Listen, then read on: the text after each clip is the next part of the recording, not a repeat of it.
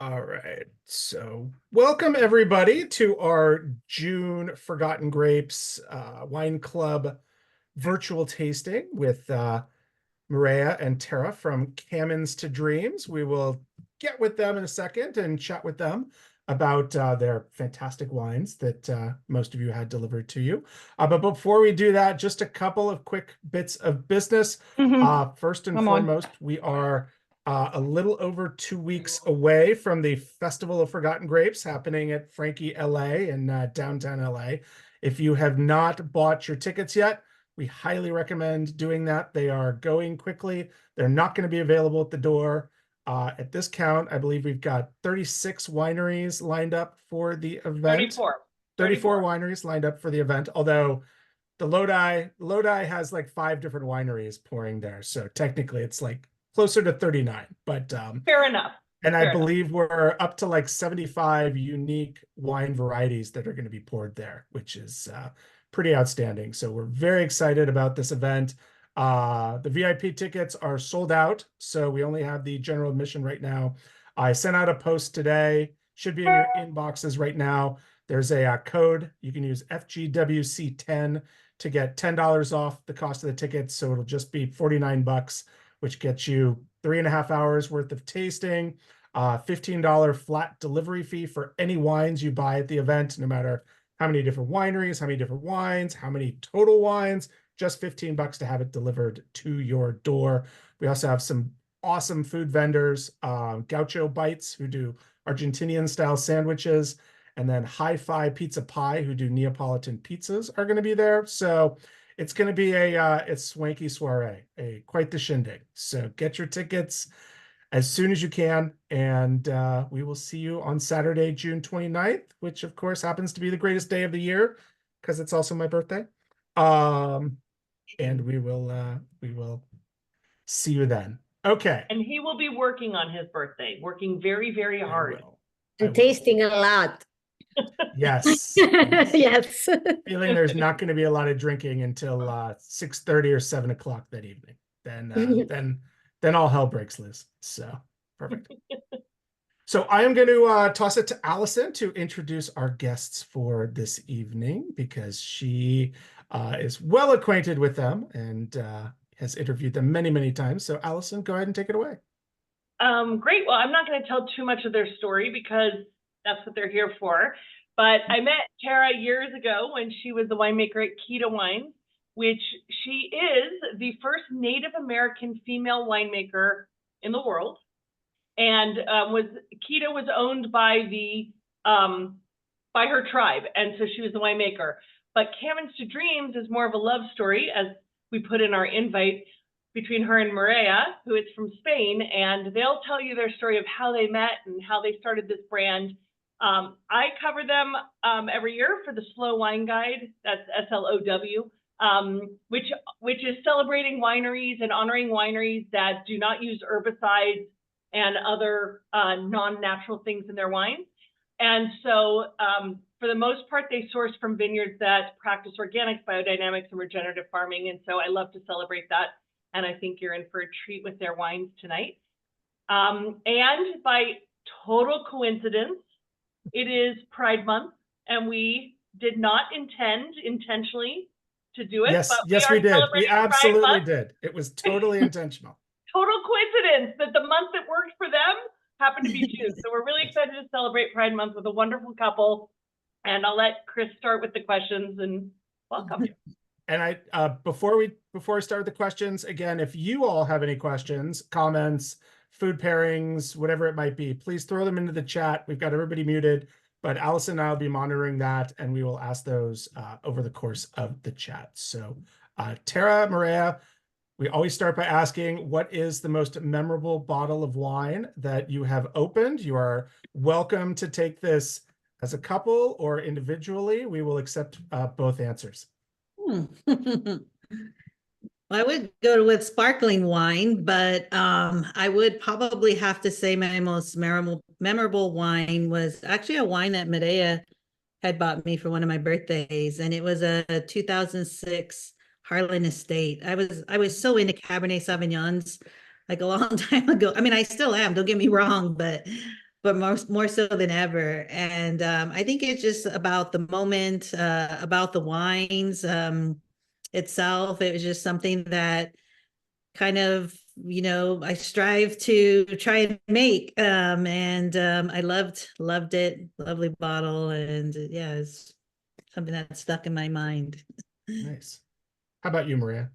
Um, so for me, I always say that that bottle that I always remember was the first time that I tasted Chateau d'Yquem. And I don't remember which vintage was, and I tasted others. Remember the vintage? I mean, I may have it in a picture in my phone, but I don't remember the vintage. But I remember the moment, and I remember what we were eating, and I remember who I was with. And I think it's more like the moment and everything, and the pairing. And but yeah, it was actually my first time tasting Chateau d'Yquem, and I was like blown away by it.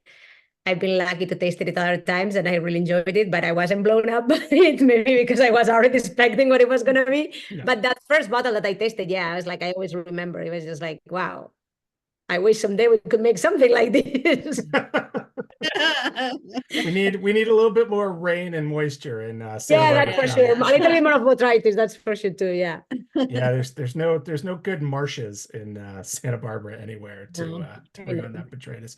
So I really want to start by well, I should say first that our memorable bottle that we're drinking tonight is your Camins to Dreams 2022 Gruner Veltliner from the Spear Vineyard in San Rita Hills. So go ahead and open that up and pour yourself a glass while we talk a little bit about Tara and Mireia's journey into wine, because I'm really interested how the two of you both got into wine, decided you wanted to get into this industry and become winemakers, because ultimately, you hear a lot of people talk about how wine started their relationship, but in your case, literally wine started your relationship. Yeah, so I mean, for me, it was just at such an early age. It was just science.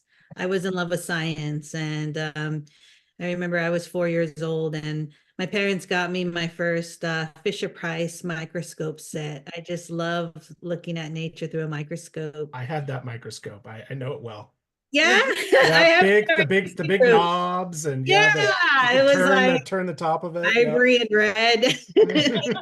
We still have it in the tasting Yeah, room. we have it in our tasting. Oh, nice. With the case and all. That's right, the plastic with the snap. Yeah. Oh yeah. So yeah, I was literally only 4 years old, and I just love looking through the microscope, and then from there it grew into chemistry sets. And then my parents, like, they used to go, I mean, none of my family members were ever in the wine industry. They just loved, enjoyed drinking wine and going wine tasting. So I remember going with them when I was really young, and I used to go on the wine tours, and it was just one particular winery that we were at, and we were walking through the tour, and I remember passing by the lab, and I saw them in their like white lab coats, and they were doing titrations, and it was just like that instant connection for me, that science, chemistry, that I knew that this was my calling. This is what I wanted to do. And it was something I already knew in grade school. And so in high school, I started doing the research on it. And at that time, there were only two schools that offered it. It was either UC Davis or Fresno State. And so I chose to go to Fresno State because they already had a winery on campus, super hands-on kind of person. So I wanted to get that hands-on training. And so graduated out of Fresno State in the 90s. And at that time, it was like 100 students that went into the program. And by the time we finished, there was like 12 of us. Oh my gosh. So two of us being women. So yeah, male dominated industry back then. It still is. But yeah, two of us were women. We graduated, and then I went off to Fess Parker, worked there for a few years, and then went up to J. Lohr, where I was there for almost 10 years. And then J. Lohr is when Mireia and I met, and then went and did 2 harvests with Mireia in Spain. But I'll let her kind of tell. You could go ahead.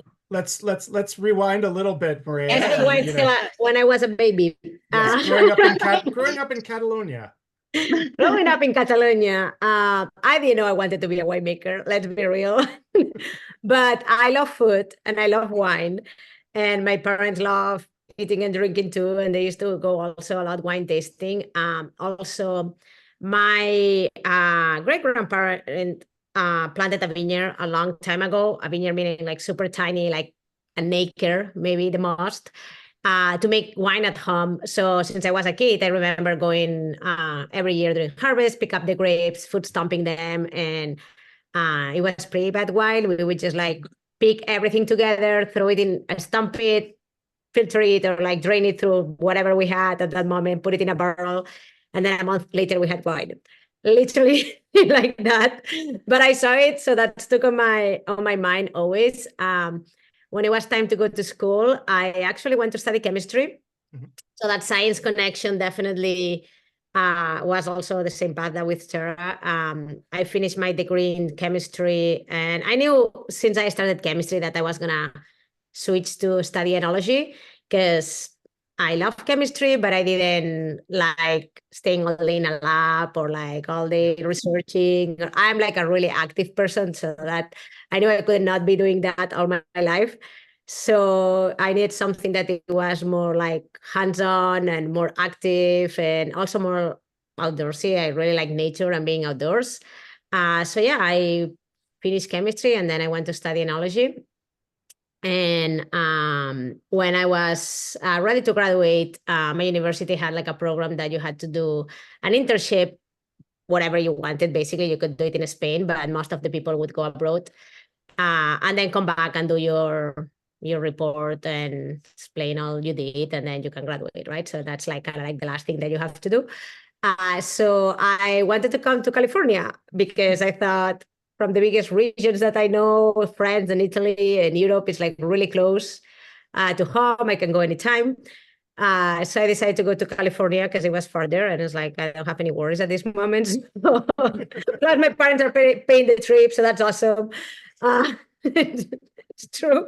So I actually, because of the visa problems and everything, I didn't know how to get here. My school didn't have idea how to send me to California. So I just went to the California Wine Institute, and I got all the emails that I could find from the wineries, put them on a spreadsheet, and sent a blast email to all, like, hey, I'm a student from Spain. I want to come to a harvest. And there was 2 wineries that replied to me. One was Pisoni Vineyards in Monterrey. Mm-hmm. The other one was Ylor in Paso Robles. So Pisoni, to me, was really attractive, but they didn't know how to do the visa program process, and it was just like literally impossible. And Ylor already had like a program in place. So I landed in Paso Robles to do my internship, not even knowing that Paso Robles existed as a wine region. I thought it was just like Napa and Sonoma at that moment.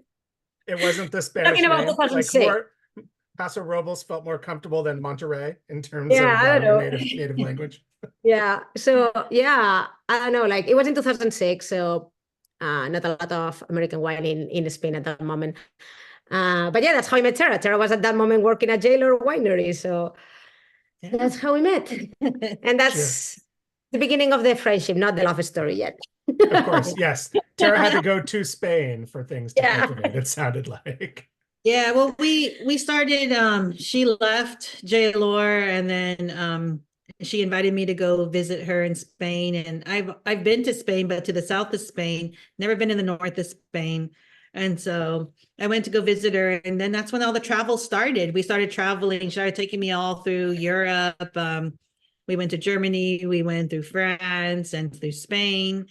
And then when she would come here, I would take her up and down California, wine tasting. I know we didn't go to many countries. I mean, any other states, just California. But yeah, that was what we would do with our vacation time, is just go and travel and visit all the different regions. And I was just like, at that time, like just so wanting to learn so much about whole world winemaking. And I remember back then I was like always the one to like do all the research on all the wineries, and knew so much about the wineries before we visited them, and knew about the wines. And And so we would have like a packed schedule of like really immersing ourselves into each region. I mean, we still do that now to this day, A but little bit more relaxed. super relaxed now. Yeah, not as Not intense. based on the schedule you told me. There's nothing No, I relaxed think about Much that. like pretty intense. Yeah, I was Yes. a little bad in that. Well, just a Well, little too excited, I guess. So we have a California native, a Spanish native. So who makes better wine, California or Spain? Yeah. I think both. I don't know. I guess it depends on the region. I love Santa Barbara County here in Spain because like we do, here in Spain, here in California, because we do like a lot of like lighter wines, more European style, or there's a lot of wineries that do. So yeah, I mean, that's kind of like our style, more like for the food friendly lighter style that I normally think that it's more European style, but there's a lot of wineries here that they're doing it now. Yeah, Yeah. and I definitely want to talk about that crossover between Spain and California with our next wine. But first, let's talk a little bit about this Gruner Veltliner right here, because how do you decide which grapes to work with? You know, a lot of winemakers will go in thinking, I'm going to focus on Bordeaux, I'm going to focus on, you know, Rhones or just Spanish varietals, but clearly you guys kind of work across all bounds, just really focusing on Santa Barbara. So how do you decide what grapes to work with, what program to do, and where to source your grapes from? I think the first thing I would say is that we really wanted to focus on Santa Rita Hills. We love Santa Rita Hills AVA. I mean, it's just like right here next to us here in Lompoc. And so we always thought that, I mean, don't get me wrong, I love Pinot and Chardonnay, but we just wanted to focus on underrepresented varieties and bringing attention to those. And also, too, there happen to be wines that we love to drink as well. So Gruner Veltliner is one of those. And of course, cool climate Syrahs. We love Northern Rhone. And so, you know, that's why we love Santa Rita Hills so much. It's just all the different climates, and how we are so close to the ocean, and how Santa Rita Hills is just so unique in itself. Yeah, so every year we do like different Gruners and different Syrahs from Santa Rita Hills, and then we chose other varieties that are varieties that we just like, and varieties that we want to showcase to people that are normally like not that known. So that's where it comes, like the Albarino or the Gamay, or we also make a Carignan. So yeah, those ones are just like kind of like rotating varieties that we're gonna have. But our flagships will yeah. always be Gruner Veltliner and Syrah, cool climate Syrahs. And by the way, we should note that yes, they work with all the grapes that we are featuring in the Festival of Forgotten Grapes. And no, they were invited, and no, they're not participating. But that's because they're going on one of their European adventures. No, not yet. It's on the 29th, right? Right. Yes. Yeah, so we actually have an event at the winery. Oh. It's Pride Month, and it's our Pride event at the tasting room. It's the last Saturday of Pride Month. I get it. Yeah. That takes precedence. Yeah. Very, very barely. But, exactly. So that's interesting that Syrah and Gruner are your two flagship. How did you kind of decide on those two grapes as the flagship? So when we were starting, as we say, we wanted to focus on Santa Rita Hills, and we didn't want to make Pinot and Chardonnay because everybody else around us is making Pinot and Chardonnay. So we looked what Santa Rita Hills had to offer. Syrah was an easy choice because we love Syrah, and it's not that unknown, but cool climate Syrah, when we started in 2017 in Santa Rita Hills, there was not that much Syrah. Now there's a lot more. In 6 years, it's grown a lot. And then the next year, we wanted to make a white, and we decided to add Gruner because other than Chardonnay, Gruner had like a little presence. And yeah, we love it. We thought like it's fruit friendly, it has acid, it has minerality, everything that we like on a white. So we decided to start with that. Yeah. And kind of just like work from there and introduce, you know, the consumers to new varieties. And that's kind of like what we do to this day, is like pick more of the like obscure varieties. Those underrepresented varieties. Interesting. Yana and Marjorie say it's chewy and reminds us of an ale. Good. And of course, David can't stop it says it's hard to stop drinking it. So Aw. high praise for your wines. Thank you. So I imagine, with this, you're doing a fairly early pick, trying to keep that acidity high but well balanced, all stainless steel fermentation. Kind of walk us through the production of this wine. It's 20% stainless steel, 80% neutral French oak. Well, it's actually stainless steel fermentation, but then aged in Okay. neutral French oaks for 6 months. And yeah, we do a couple of peaks. So the first peak is normally just to retain acidity, fairly green, as if we were gonna do a sparkling. We do a sparkling pennat of Gruner too. So the same that we would pick to do the sparkling, we pick a first part for the Gruner, and then a week later or like a few days later, we pick like the other half, which is normally a little bit more riper, has more fruit. When the fruit arrives to the winery, we food stamp it and we macerate for around 5-6 hours in the cold room, and then we press it. To kind of like build that texture to it, and then yes, it goes to press and native fermentation and just unfined, unfiltered. Nice. Yeah, you can see the cloudiness when you pour it, but then it settles quite nicely. And it has, I think that neutral oak gives it a little bit more of a golden color than a lot of the Gruners I've had, which can kind of, get to that clear, almost a little greenish tint to them. But this one has that richness. The minerality, I know, obviously in the Wachau and along the Danube in Austria, where Gruner's primarily grown, very granite heavy soils there that the Gruner tends to pick up that minerality. Is the same true for the Spear Vineyard? Because, this is a very, very stony, very mineral type of wine. And I'm just wondering if that's indigenous to the grapes or whether that's something that it's picking up in the soil in that vineyard. I mean, Spear Vineyard, it's mostly clay loam, but it has like a top layer of sandy sill soils. And which I think that's why they also have a little bit more of texture and a little bit more of like fruit. But everything that we bring in from Santa Rita Hills has this touch of minerality. So I think a little bit of like, if it's the sandy sill, diatomaceous earth combination that give us that, it's possible. And the sea air. Also, Spear is an organically farmed vineyard. Beautiful property. If you're in the Santa Rita Hills, definitely worth visiting it. Their tasting room has some of the most incredible views of the valley. Well, everyone with a tasting room in the Santa Rita Hills has a beautiful view of the valley. That's true. You cannot go wrong. That's true. But it does have a slight fizz to it, Patty. It's not that it's effervescent, but maybe you can talk to why it has that little, Yeah, you can definitely see the CO2 bubbles when it has a little bit of CO2. I think we bottle it. We don't rack at all. And we bottled it pretty young, and it had a lot of CO2, and it kept like a lot of CO2 in the bottle. We bottle it dry and with a melt on, so I know that it's nothing like that re-fermenting, but it definitely, and mostly at the beginning, once you have the bottle open for a while, that bubbles disappear.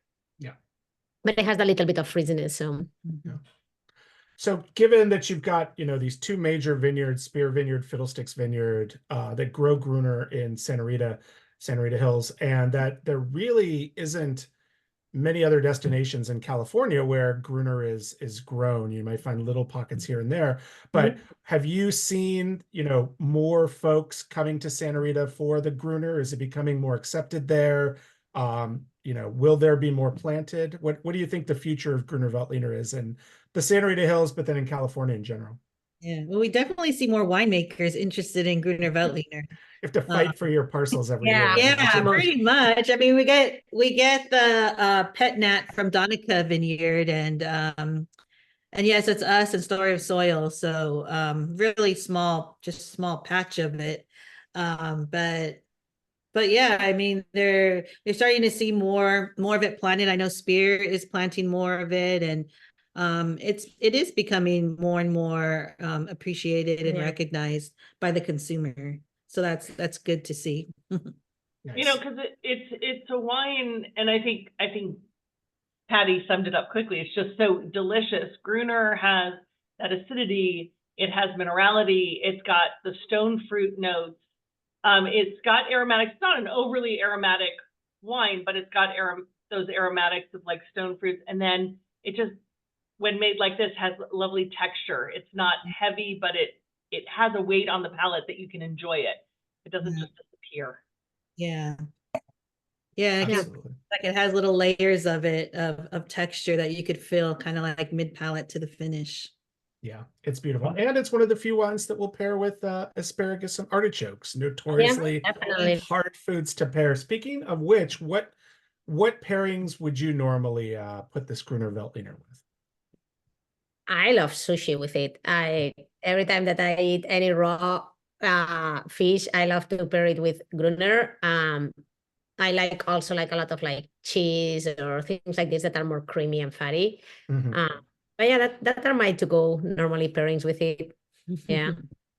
Like if there's something like a little bit of a spice, like kind of like a Vietnamese spring roll with a lot of like, mint and I know basil and things like this, I think it works really good too. So yeah. That sounds delicious. Beautiful. Well, let's move on to the 2022 Albarino from the San Ynez Vineyard in Happy Canyon. And when we left off with your story, you were both at J. Lore. You were both working there. And if I remember correctly, Tara, you were kind of in charge, and Mireia was the student at the time.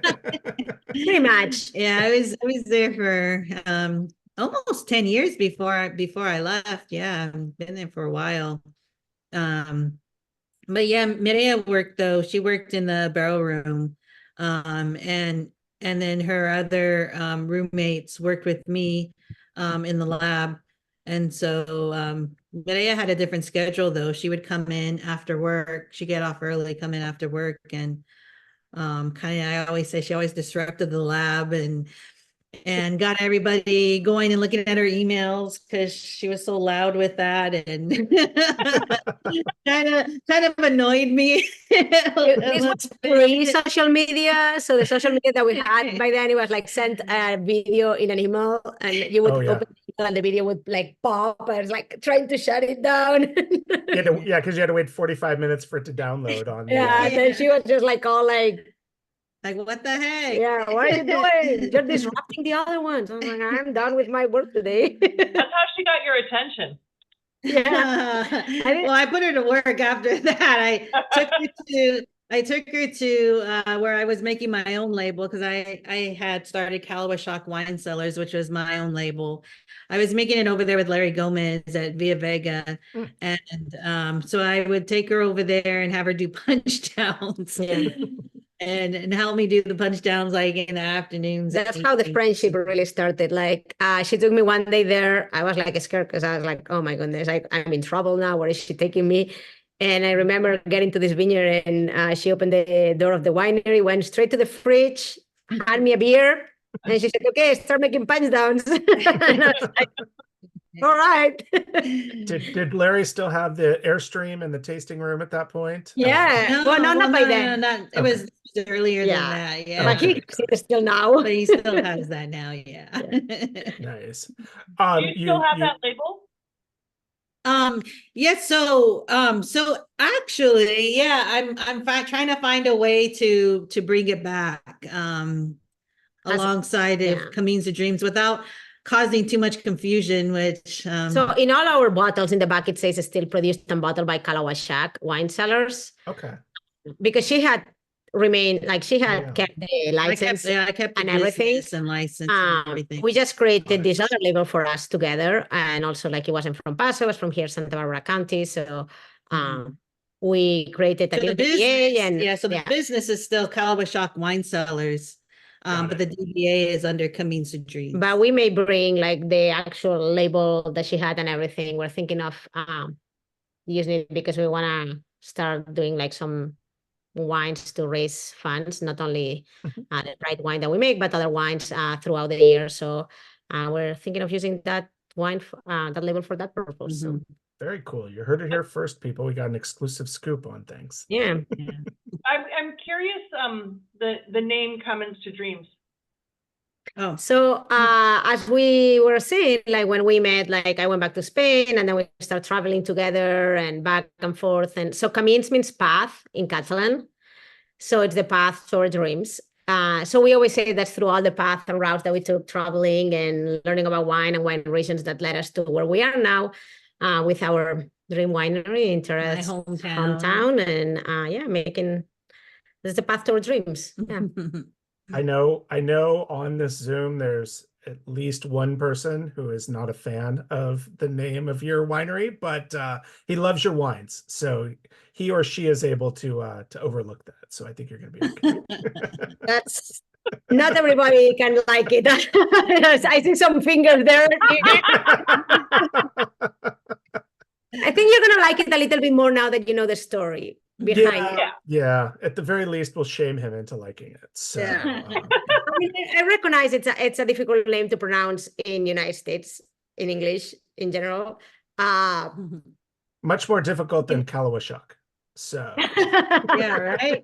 Exactly. It's just really difficult to find a name to trademark. Like literally, try one day to trademark anything. I can assure you that the name is already taken. Yeah, we looked at so many different it was just like so many things that we wanted to name the winery that had a connection to us and to our story, and everything was already trademarked. Well, yeah. I went you're talking to, you're talking to somebody who got a cease and desist for the name of his sparkling label from the Consortio de Prosecco. So I know what you're talking about. Yeah. But so Camins to Dreams, obviously, you know, the California, the American side, the Spanish side, and you're working together at J. Lohr. Mireia, you have to go back to Spain, and then Tara, what made you decide to go over and follow? Had you always been interested in Spanish winemaking? Were you kind of excited to spread your roots, or was it just Mireia? We can be honest. I would be honest. Yeah. So I always wanted to learn more about old world winemaking. Like I was reading so much about the history of it and everything. And it was so intriguing to me to want to go back to all these different regions and to learn more about old world winemaking, because that's what really that's what I had an interest in. And I mean, Mireia, at the time, we were just friends and we were just traveling together and everything. But an opportunity came up for her, that for her to go work at this winery up near the Pyrenees Mountains of Spain. And she just, you know, she needed help. So she reached out to me, and her boss said, like, well, then bring the help, whatever you need, like, to do for harvest. So she called me. And I didn't really think twice about it. I mean, I had already launched Kalawashuk Wine Cellars, but I couldn't miss this opportunity to actually go there and learn up in the Pyrenees Mountains of Spain. And it was just such a special winery, special location in Santa Gracia, and just the history that dates back to the 12th century. Oh wow, amazing. Yeah. And what grapes were you working with up there in that? Yeah, Albarino is one of them. So this is in this winery is in Costes del Segre, but Costes del Segre is huge, and this one was like literally in the bottom of the Pyrenees. Okay. And we were working with Albarino and Riesling and Sauvignon Blanc for whites, and for reds we had. I was gonna say everything, but Pinot, Syrah, Cabernet Sauvignon, Cab Franc, Merlot, and Petit Verdot. Oh, that's interesting, but not any of the traditional Spanish. Not any of the traditional Spanish grapes, and not only that, we had Pinot and Cabernet Sauvignon planted like 2 acres apart from each other, like literally, like right Riesling, and it's like the Languedoc or the Roussillon, basically, yeah. Yeah, it was really nice. At 3,000 feet elevation, and it was a winery that it was a startup winery when I started there. 2008 was their first vintage, but we were fermenting in rocks or stone vats that were carved in the mountain by the monks in the 12th century. So it was really interesting. Yeah, that was what was really fun. Not so fun to have to carry the grapes to the mountains, from the winery to the mountains, but all of that of just, you know, being there and being able to ferment out in nature, up in the mountains, in these stone vats. And it was just like they already had, like, you know, how it would gravity flow down to like the big one. And Yeah, those monks were pretty Pretty smart. smart. Anyways, I just put the name of the winery in the chat if anybody wants to look it up later. It's a great winery. It's a great project. So yeah. Castel d'Encus. Nice. Yep. Fantastic. I imagine you don't even clean those tanks. You just kind of let them be like the monks probably did. I mean, we would clean them with a lot of water and citric acid, Okay. and that's about it. Yeah. Nice. Yeah. Interesting. So you're making wine in Spain, and then I know Tara has to come back, but Mireia, then you have this decision to make. And what brought you back to California? So I stayed there for another 6 years, actually. So I stayed there in 2014, working at the same winery. And then while our relationship grew, and it was a moment of, after like almost like 6-7 years, I don't know how many years of long distance relationship, it was a moment of like, okay, like one of the two has to move, or this is the end, because there's no way we can stay longer. The Fisher cut bait part of the that relationship. long and different time frame relationship. So so at that moment, Tara had just launched Kita Wines, because Kita launched in 2013. 2010. Yes. Well, she started in 2010, but released in 2013. So obviously that was her baby. I was like in a great winery, but at the end, I was just the winemaker. It wasn't my winery or my project. And then also I already speak English. Tara doesn't speak Catalan, barely any Spanish. So we thought it would be a lot easier for me to adapt here. And yeah, I decided to move here. We got married and I moved here. And a few years later, we started Camins to Dreams. Yeah. And go ahead, Tara. I was just gonna say, it's always a dream separately of both of us to actually have our own winery. I mean, it was my dream since I was a kid. And so when Mireia moved here, like I was just already like, you know, throwing that out there, like, let's do it. Like, I'm like the big dreamer out of the relationship. And you know, if I say it enough, maybe, you know, it will stick. Yeah. And so she said it a lot of times, it sticks. No, at the beginning, I mean, when you move to a new country, and it's just really difficult to start anything fast, because like for me, it took me a year to get like just my work permit and to get like anything like a green card. Even though I was already married, it took me a year to get all my paperwork. So I couldn't even do anything. I couldn't even buy a phone and put it on my name. So for a year. No. So less starting a business, but yeah, once a couple of years established here, and an opportunity came up because we made our first batch. 2017 was our first wine that we made, a cool climate Syrah, and it was literally only 2 barrels. And so we were making it at another winery, and then they decided to move out. And so here's this winery, and here's our 2 barrels, and I'm just like, okay, it's ours. Like, it's now or never. And we're renting this space. Like, we're gonna do it. It felt like a sign. Yes. I kept throwing it out there, and so finally, 2017 is when we took up a 2,000 square foot building of only 2 barrels and nothing else. Now, Mireia, I imagine how frustrating it can be, you know, moving to the United States, and when you're ready for dinner at 11 p.m., there's nothing open. It's just like, believe it or not, I adapt really good to that. I get up super early in the morning and go bed super early too. So I never thought that I would actually adapt, because I'm not used to have dinner that early in Spain. But I come here and I'm perfectly fine having dinner at 6 or 7.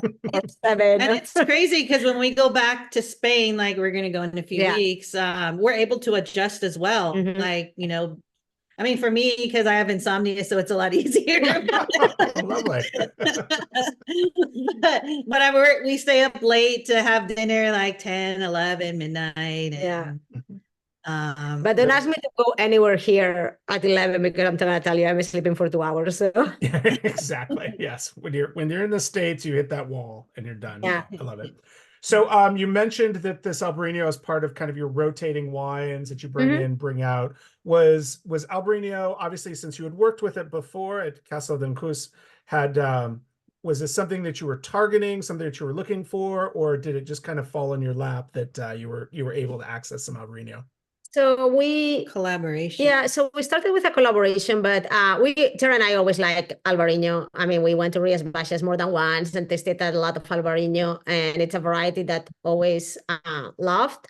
And then in 2020, Maker Wine, which is this company that only Canning makes company. wines in a can, Yes. approached us and asked us if we would make a Gruner in a can for them. Mhm. And at the moment, the amount of that they wanted, that was impossible because there was not that much Gruner in Santa Rita Hills to fulfill what they wanted. And they asked which other white variety we would like to make, and we both said Albarino. So we actually made our first vintage of Albarino for Maker Wine. Okay. And then we loved it so much that then we 2022. in 2022 So this is our started first vintage making it for us. us. Yeah. Yeah. This 2022 vintage. Nice. So talk to us about the San Ynez Ranch. How did you guys find this property? Was it primarily, just a place that had so much Albarino that you could fulfill that kind of order? But what do you like about it? What does it bring to Albarino that other properties don't? Predominantly, yeah, it had the most acreage, a fairly new vineyard. And it's I think it's like the easternmost vineyard in Happy Canyon. AVA, so past Grassini, and then you go down 2 miles east. And then there's like a 200-acre vineyard out there. Wow. And it just has so many different varieties, a lot of Italian varieties, and some of the varieties that we never even heard of. And yeah, no, it's just a unique vineyard that just it's just out there in Happy Canyon AVA, and it's really, really warm there. And so yeah, I mean, when we started, we didn't really know how the Albarino was gonna be. It was the second, or I think the third crop for that block. So there wasn't really not any Albarino that we could find in the market that was from that vineyard already produced. So we didn't really know what to expect, but what we really liked is that it retained acidity really good. For being in Happy Canyon, such a climate, the fruit ripened a lot, and the fruit was it's a lot more tropical fruit and a lot more like a stone fruit than what you can find in Albarinos in Spain, but the acidity was there, and for us that's really important. Trying to do minimal intervention and not adding any acid to the wines.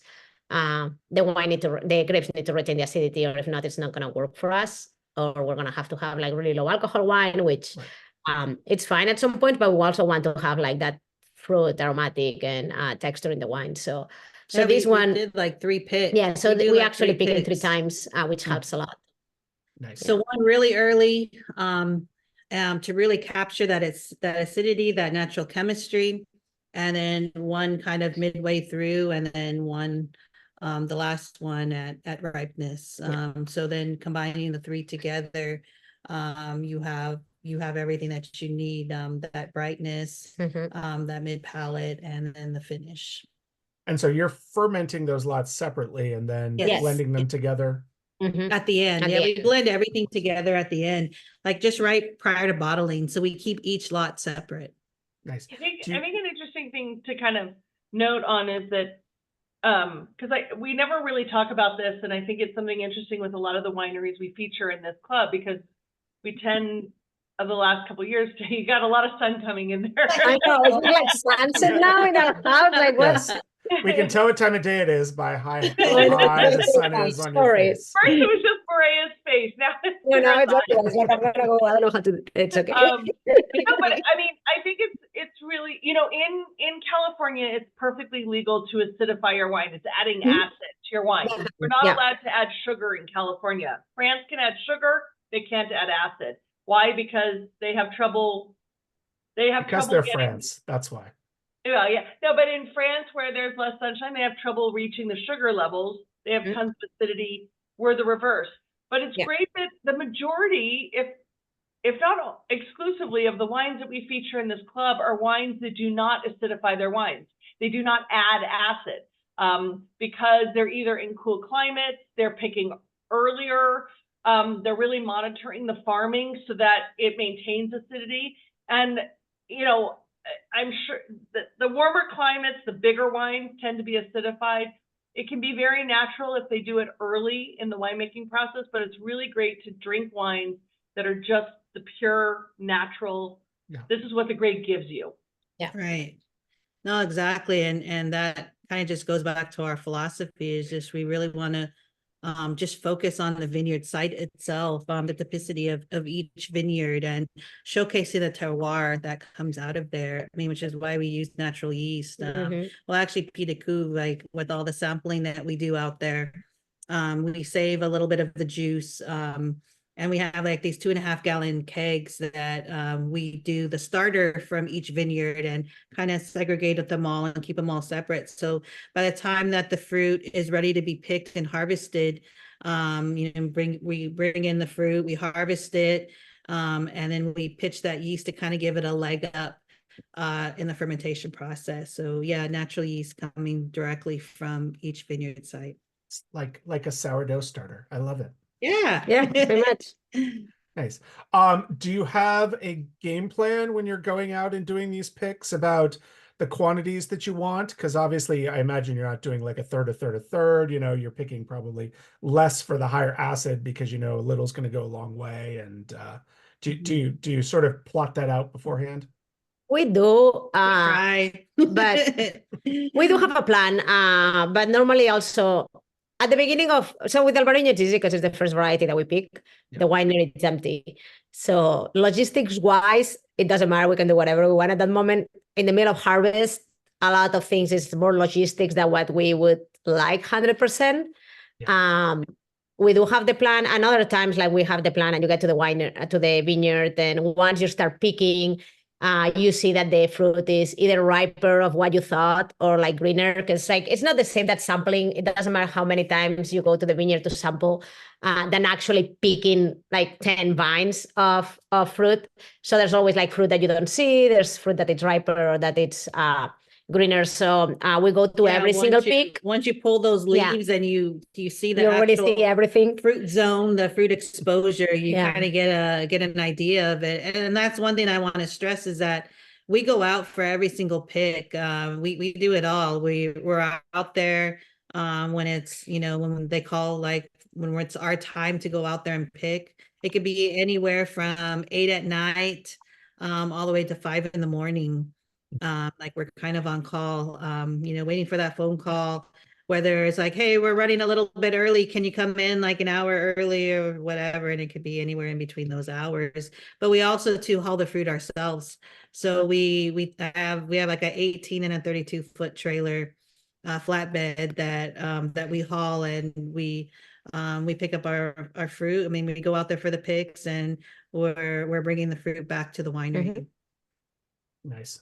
So yeah, you're spot checking, you're, you know, checking everything as we the do all fruit's coming in, quality I imagine. control out there, you know, in the back of the tractors. So we're constantly tasting that fruit at pick, and making those calls as to, but that's the hard part, is just like, you know, me and my little head, and it's always just like, yeah, bring it on. She always wants more fruit. Picking, you know, it's gonna be fun. And then the years that there's less crops are easy. The years that there's like more crop, I don't know how we end up always with more fruit than what we say the contract, because we're always like, oh yeah, just bring it. You always end up with more fruit, it seems like. Yeah, and then like the bill comes at the end of the month and you're like, oh my goodness, what did we do?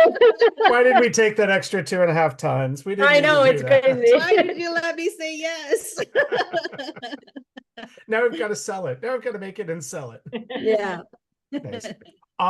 Beautiful. So let's talk pairings with the Albarino. What do you guys love with this?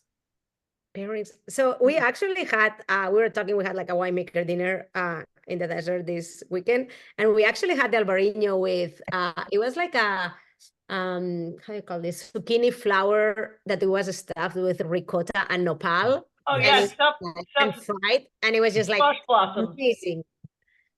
That was really good pairing. I loved it. I like it a lot with like ceviche, aguachile, something that has like a little bit of a spice and a little bit of like lime and something citrusy. So I love it like that too. So yeah.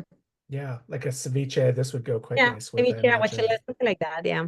Yeah, I could also see this with like egg dishes. I mean, Yeah. not to go Spanish, but like a tortilla española would be Yeah. Why not? phenomenal because that weight and the lightness of this, Yeah. just I Yeah, think would go definitely. fantastically with this. Beautiful. All right, let's move on to the reds, and we will start with the 2022 Gamay, which again we've gone from Austria to Spain to Beaujolais at this point, which is not exactly what you think of when you think of the Santa Rita Hills and Santa Barbara area. But how did you guys decide upon Gamay as a grape to work with? Um, Is this just that anti-Pinot sentiment? Pretty much. I mean, not anti-Pinot, but a lot of people would come to the tasting room asking for Pinot. And they make Pinot. And then I remember one day we went to have dinner at Pico in Los Alamos. I don't know if many of you have been there, but like there was like 20 Gamays in the wine list. And I was like, okay, that's the sign. Like we need to make a Gamay. Yeah, pretty much. Yeah, Yeah, you're right. Yeah, I remember like that. since when there's so much Gamay in a wine list in Santa Barbara County? I feel like, And we and I feel started like talking about 60% of those came from Martian Ranch, probably. Yeah, Yeah. probably. No, but like we were already talking about making Gamay or making like a wine that could be similar to Pinot Noir for the people that always comes and ask for Pinot Noir. So yeah, we decided to make like some Gamay, but we wanted to do like a little bit of a twist. And a lot of the wineries here were making like more like a Beaujolais style, full carbonic or semi-carbonic. And we wanted to do something with more texture, more spiciness. So Little bit this different. is actually 20% whole cluster. So that's where you get all that spice, that kind of like jalapeno note, tomato vine, Yeah. that greenness. But we treat it like we do for like our white wine program, meaning that it only ages for like 6 months in neutral French oak barrels, and it gets bottled along with the whites. So that's like in March, April. Oh, interesting. Yeah. And I mean, it's just, yeah, it's an amazingly soft wine. So I have to ask, since you're both clearly talented winemakers, how do you handle the division of labor? Who makes the decisions? How do you decide kind of who's handling which lot? Are you collaborative on anything? But even if you're collaborative, it feels like somebody's got to have the final say ultimately. No, I think to kind of go back a little bit, I think the hardest decision that we talk most about is the picking decisions, when to pick. I mean, Mireia, she of course like loves to pick like a lot earlier, and I mean, don't get me wrong, I do too, but the end product is like, okay, what is the consumer gonna like and stuff, and so I kind of like think about that more. And so I don't know, I mean, that's like the hardest part of it. Yeah, but I mean, we both have like a really similar palate. We like the same style of wines, so that makes it really a little bit easier. Yeah, it makes it a lot easier that if we would like one like super light, the other one super big wine. So that would be more like, okay, you make one wine, I make another one. But we like the same style of wine, so that makes it easier. But obviously picking it's always like a back and forth, and then sometimes she ends up winning, sometimes it's me, or like sometimes it's like, I mean, but I mean, like, yeah. So it just depends on the variety on the day, or like, okay, you're right, or okay, yeah, I think you are, or. Yeah. But in terms of being out in the winery, I mean, we know where each of us kind of thrive within ourselves. And so Mireia is like super awesome in the cellar. She works pretty fast and efficient in the cellar. And for me, it's that chemistry, and I love checking everything, tasting it, and doing the analysis, and then we talk about it, and but yeah, I mean, it's not really that difficult for us. I mean, like we just know where our strengths and weaknesses are, and then for me, like also too, because we have 3 separate buildings, so I'm driving in between all the buildings, either picking up barrels or whatever it is, bringing equipment back and forth. Like I'm always in the truck moving things around. and on the forklift, and she's doing Handle more like the day-to-day finances, emails, things like that sometimes. And yeah, she's like around in the buildings. And yeah, during harvest, it's me more in the cellar and she more in the lab. But at the end, we talk about everything and discuss everything together. So Nice. Do you have like some rules about keeping things in the winery, or because obviously couples working together can be very, very difficult. You kind of have to separate home life from work life if you can, I imagine.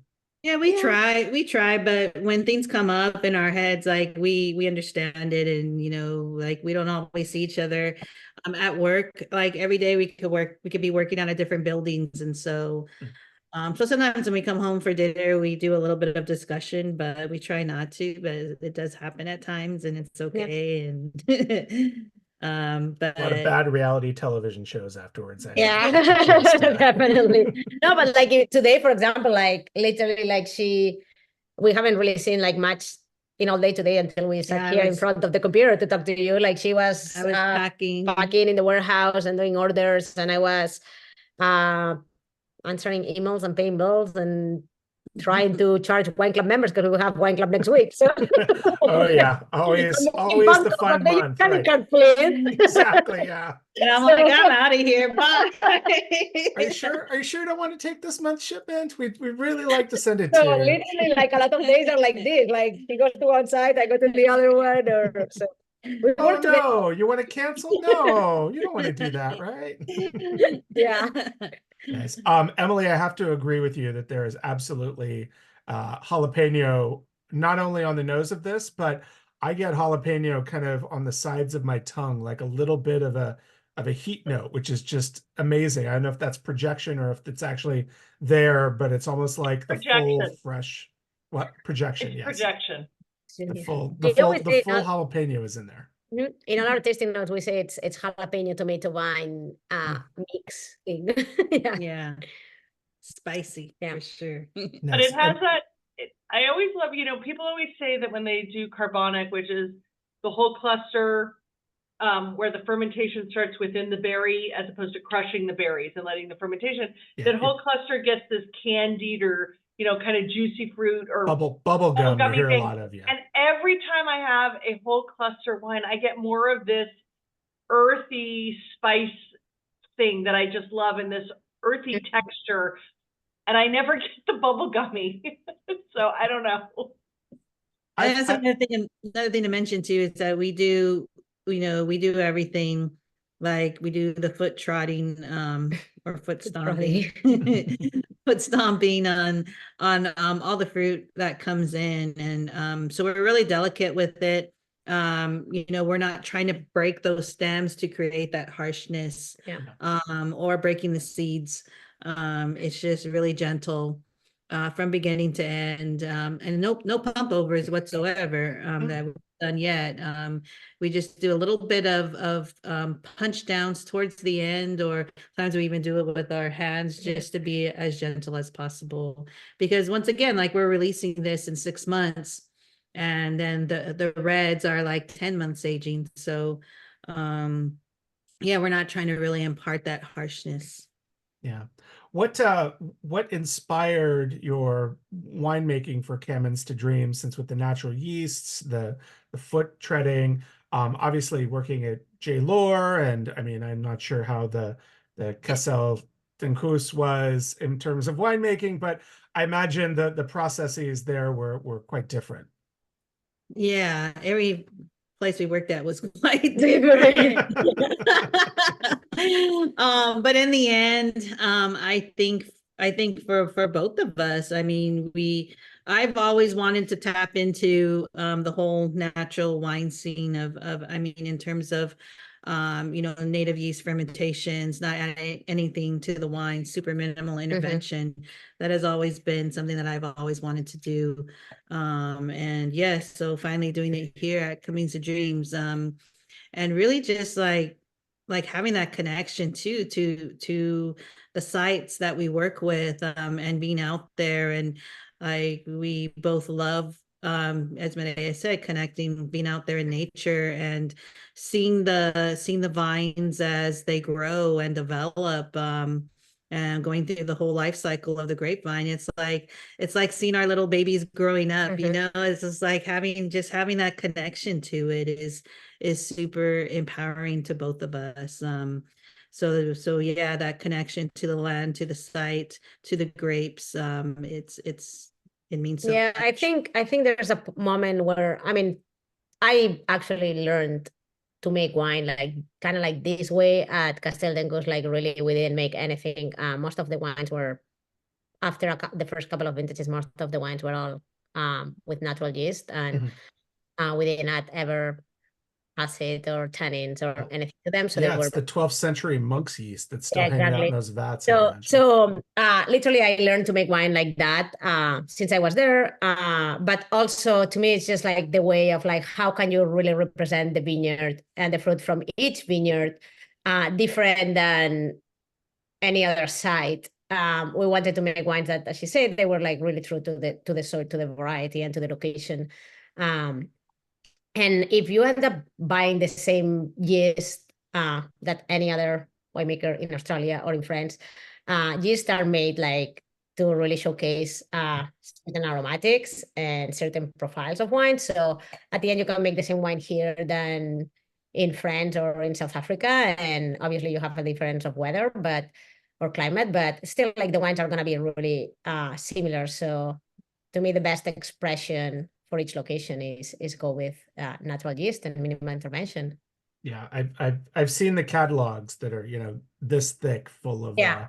all different kinds of yeasts, that whatever flavor profile, whatever you want, like Yeah, you there's a want yeast. banana, here you have it. You want strawberry, get this yeast. You want tropical, go this. Yeah. route. Which is great also. And I think it's I mean, I don't think like if you're like a Yeah, huge winery, you can always go natural or like with natural yeast, because like, yeah, you really need to be on top of it and know what you're doing, or then you're gonna have problems with VAs, with bread, with with so many things. But for us, we're able to really be on top of the ferments and taste them every day, and just like be a step forward before something happens. So yeah. Nice. Go ahead, Allison. Yeah, I want to jump in because Patty had asked me a question, and I thought it's a good what you're getting, Patty. Funny, Patty never asked me questions. No, because Patty knows I have the answers. No, no. The thing is that she said that she was getting like a taste of grape seeds on the palate. I'll be over here.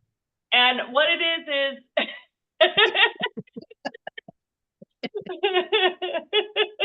finally got rid of him, Patty. No, I'm kidding. You can come back, Chris. Oh, I'm like Brett. You can't get rid of me that easily. No, but Patty, what it is with whole cluster, when we say whole cluster, that also means that the stems are included.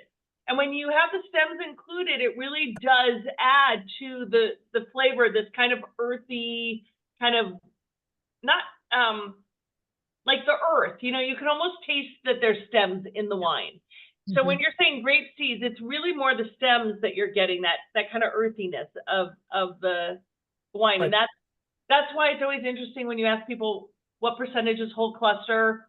Some winemakers will do 100% whole cluster on a grape, and you can suddenly see a little bit more of this. Yeah. The other thing that whole cluster will do is actually add acidity to the wine. So generally you can find whole cluster wines tend to have a little more brightness because in the process they add some acidity to the overall wine. So there you go. There's your whole cluster lesson for the day.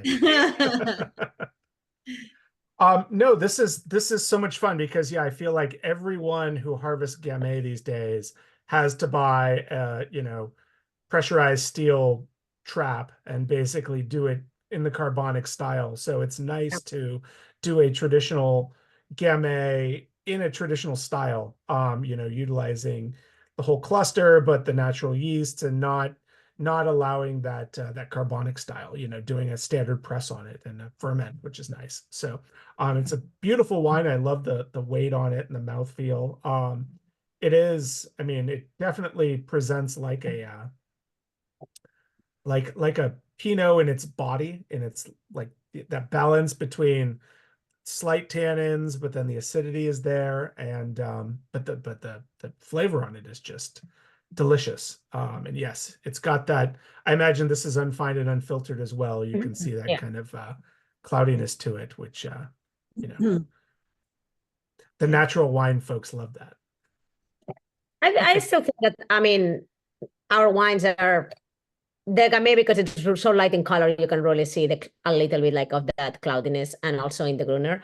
But I think it's still that our wines are like really clean. They don't have much precipitation, even though they may have like obviously a little bit of cloudiness because we filter them, but we try to rack really, really clean, and we rather lose a little bit of wine, but have wines that don't have then later problems in bottles. So Yeah, the flavors are spot on, and you're not getting any of those telltale signs of any sort of, I won't say dirtiness, but flaws in the wine that can come about with some natural winemakers. So go And ahead. I was just going to add one other thing with the stemminess, that kind of stemmy thing that you get when it's well integrated and the grapes are ripe and the stems are ripe. It's it adds that earthiness. When it stands out of place is when the stems are underripe, and that's when you start to get the green bell pepper flavors. So you can get that from underripe. Certain grapes that are underripe, when picked, like a Cab Franc, is very typical to say green pepper, but when they add stems in it and do whole cluster, if those stems aren't ripe, that's when you really got jalapeno, green pepper stuff going on, and you don't really want to drink it. You can tell this because it's just the stems are ripe, everything's perfect, and you're just getting a nice earthiness with it. Yeah. And I have heard of winemakers out there who will, de-stem, but then allow the stems to dry out a little bit in the sun, almost like a ripasso style, and then blend the stems back to, add more of that acidity and that spiciness to it, if their stems are too green, which is interesting. Nice. Yeah, let's talk food pairings with this one. Lighter style red, definitely chillable. What is the alcohol on this? Let me take a look and see. it's 13%. 13%. 13%. Yeah, so definitely for California wine on the lighter side of things. Yeah. So nice. What do you love to do? Food pairings with this. I don't know. I always call it my Mexican wine. So anything with a Mexican flair, from fajitas to tacos, I think it works great with it. Yep. The aromatics really go good there. Yeah, I don't know. I think like it's a really versatile wine. I mean, it has like, we had it once with like, just like, I think it was like a halibut with like a tomato broth, and it was insanely good. So it's like a wine that you can also have with fish, with a white fish that has some like weight. Yeah, I don't know. We drink it pretty often, especially in the summer. Like, it's just really easy to drink. So, Yeah, it's one of those beautiful white or red wines that you can put a nice chill on and still get the full flavors and aromatics and enjoy with, nice seared. paella, someone say paella. Yeah, I think paella would go good with it too. Paella would be great. Yeah, exactly. I could see this with like a seared ahi, especially like a pepper crusted seared ahi. Yeah, Something that has a little bit of that meatiness but needs that acid to kind of brighten it up would be beautiful. So yeah, wonderful wine. So all right, let's move on to our last wine, which is something special that you guys produce, the Yila. So take us through this wine because it is most unusual. So Yila translates to everything in my Smala Chumash language. I'm from San Ynez band of Chumash Indians here in San Ynez. It literally does represent everything from that particular vintage, from the 2022 vintage. So it's everything. It's Grenache, Syrah, Carignan, Gamay, all co-fermented together, and then with a little bit of Albarino and Gruner Veltliner to add the final touches to kind of like just fill in the gaps of wherever it's needed prior to bottling. So this is like the only blend we make. Everything else is 100% variety. Except the Pride blend. Except for But- the Pride blend, that's true. Yes, which we will talk about. It's our regular It's a regular labeling, yeah. label, yes, the only one. And so what happens is that when the fruit starts rolling in, the red fruit start rolling in, we take off a little bit, put it in the cold room, in this tank in the cold room, and keep it there until the last red fruit comes in. So we're just adding layers and layers and layers on top of it of all the different varieties that we bring in. And then when the last fruit arrives is when we start to pull it out of the cold room, begin warming it up, and then pitch the yeast. But it's there's no cap management done to it. You don't do any foot stomping or punch downs or pump overs or anything. We just let it kind of just go on its own, and it's the longest skin contact wine that we make, because it could be anywhere from like 30 to 45 days. Oh, wow. Before it even starts fermentation, because Yeah. the first grape come in normally like for red, like the Gamay, like mid-September we start picking Gamay, and like sometimes we're the first week of November we're finishing with the Syrah in Santa Rita Hills. So it takes us a while to fill up that tank.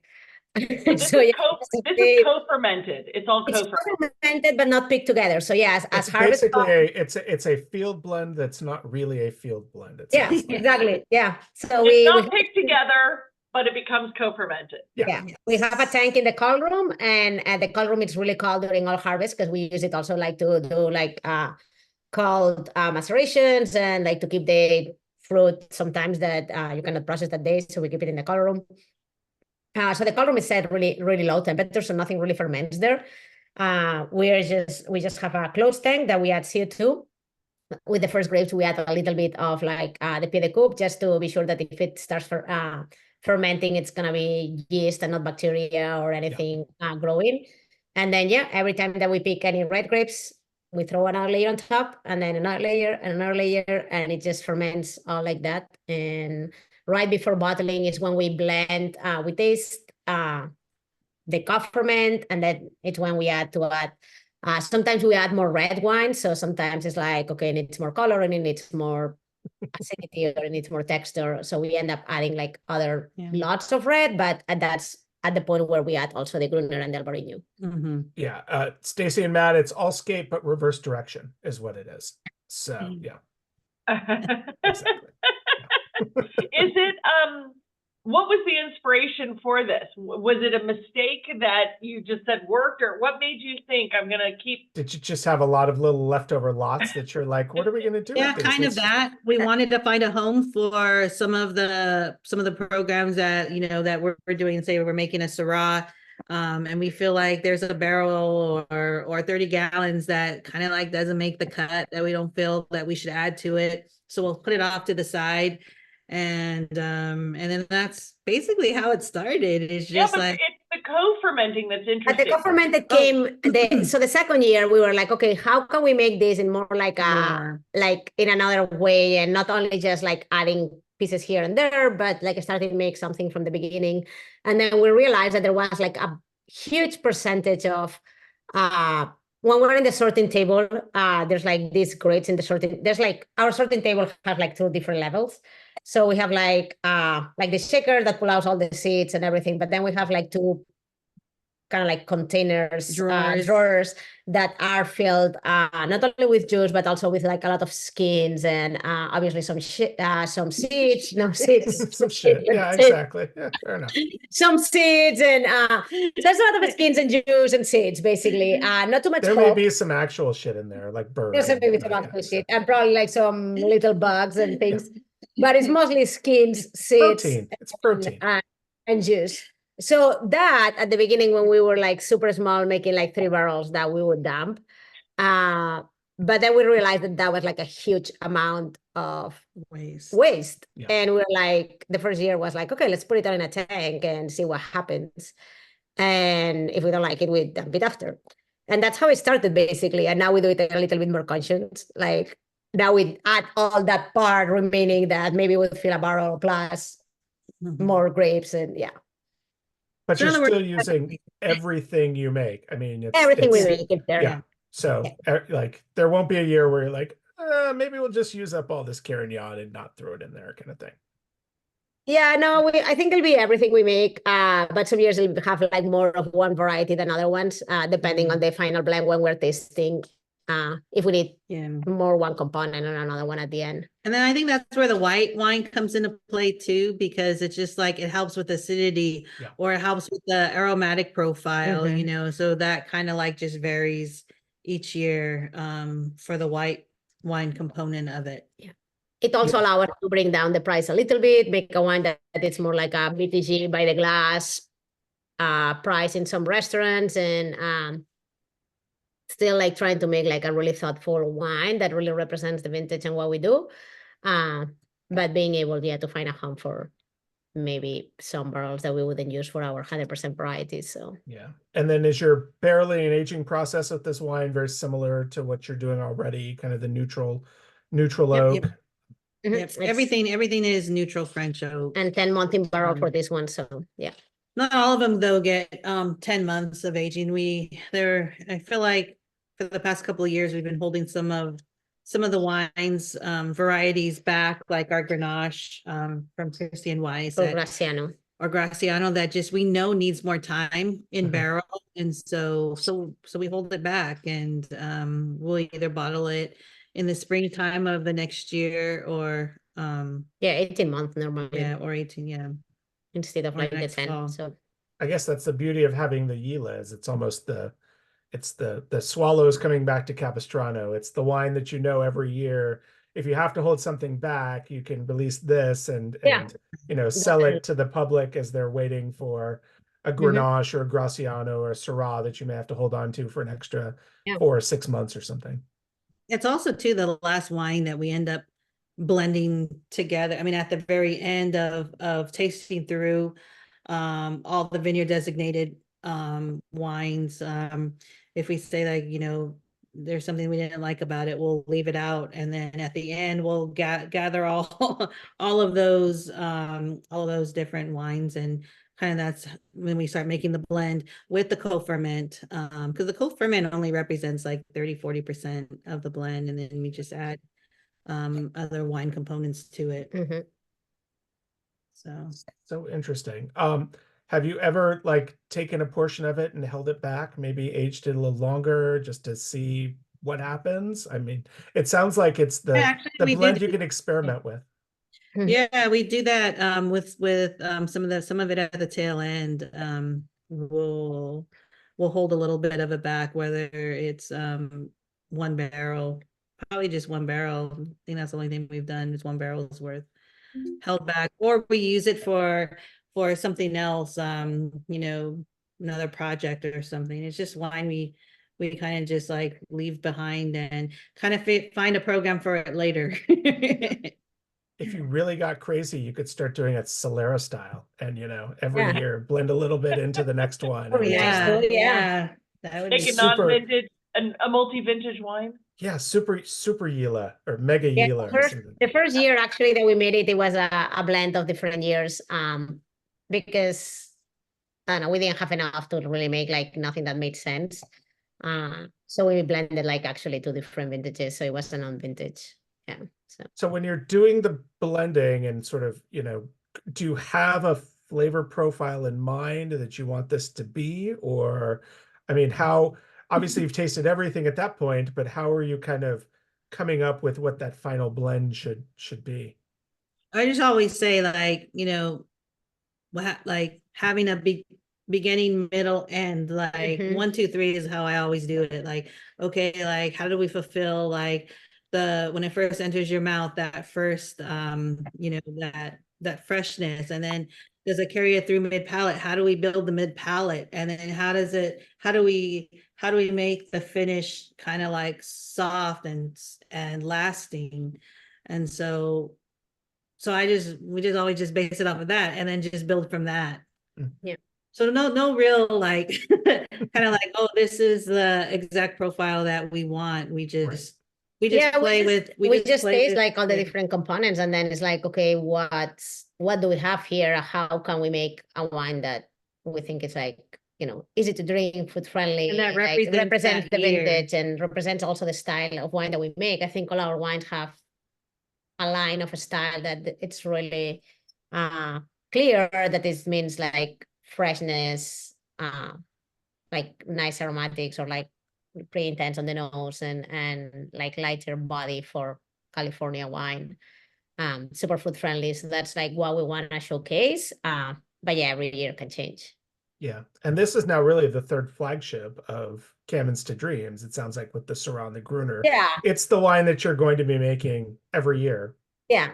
Every year it's going to be different, but every year it's going to come out. Yeah.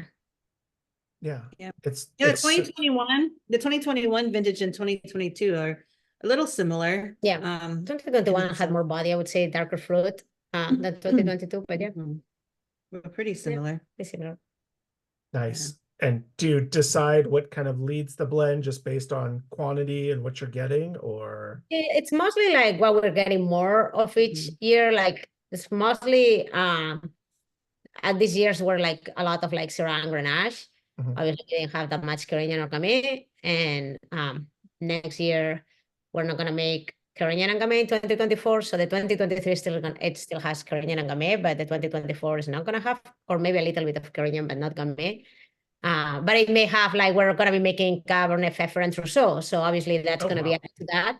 But it's still going to be like Syrah and Grenache the most. So, so how did you stumble upon Trousseau and Cabernet Pfeffer to add to the More blend? importantly, how did they stumble across Cabernet Pfeffer? I know places that grow Cab Pfeffer, so San Benito County. Yes, San Benito County. We were tasting some Cabernet Pfeffer, and I was just like, "Oh my gosh! Like I have to make this wine." And so I kept bugging the vineyard manager, like, "Let me in, let me in." and then finally, he just like, "Okay, you can get a few tons out of this." And so yeah, we're going to be making some Alagote, Trousseau, and Cabernet Pfeffer this year. So going back just a little bit, we wanted to allow ourselves like a few years to find vineyards that are either organic, biodynamic, regenerative. I mean, like that was something we wanted to work towards. But in between time, like, you could be knocking on doors forever and really not be let in, or you're on a waiting list. And so that's why we played around with some of these other varieties. Yeah, let's get weird. If you can't get the stuff you want, let's get weird. Yeah, with the hopes that, we would see change of taking that next step forward. But obviously we didn't see any change. And so we allowed ourselves 2 years to figure it out. And so 2024, which is this year, we said that we're going to be solely organic, biodynamic, regenerative. And so moving forward, that's what you're going to see in all of our wines. And that's why we went, not that we really wanted to go out of Santa Barbara County, but that was why we did kind of leave Santa Barbara County to go into San Benito County to work with these organic, regenerative vineyards. With other varieties that we normally don't find here. So I was going to say, it's a self-serving question, but do you find yourself leaning towards more of these forgotten grape varietals and kind of seeking them out, or are you going to allow sort of the biodynamic organic side to kind of dictate things? I think it's going to be both. It has to have like the two checkpoints.